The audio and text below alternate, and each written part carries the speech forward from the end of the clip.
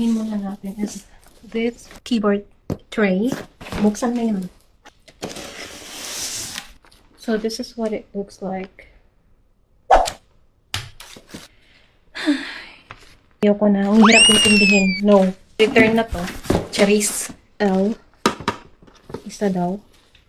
Got it. Extra screw. Fine. Thank you very much. Wow. I trust you guys. There's another screw. Where is the T? TT. TT, where are you? Show yourself, TT. Oh my god, so many kalat. What? P and T. 4 of each. Oh, my bad. So we got all the screws. Screw you.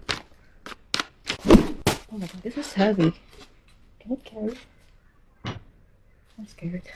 Get this, bro. 1, 2, 3.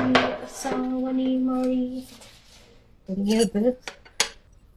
No gut check. Oh my god, my back. Hide it. Yep. Oh my god, this is gonna take time. No, why it's not. Yep.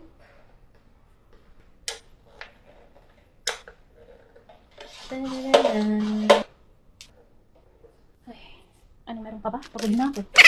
6. Ayun, i-attach na natin siya sa desk. Wala! Mali! Mali ako dito.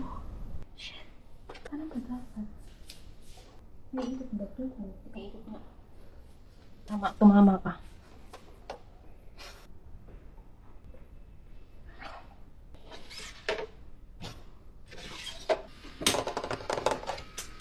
Ay, stop.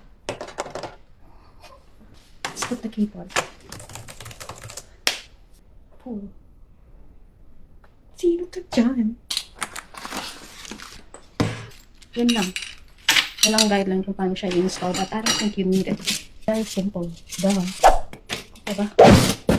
So this is it. I fixed it. Ay, buti pa yung desk ko may glow up. Charis. Next. Yung ano, parang sa cable, yung lagayan niya para hindi makakalat. So this is how it looks like, bro.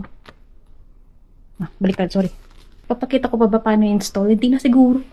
Oh, like that. And then, ay. Oh. Next. Kinakabahan ako para sa extension wire. This.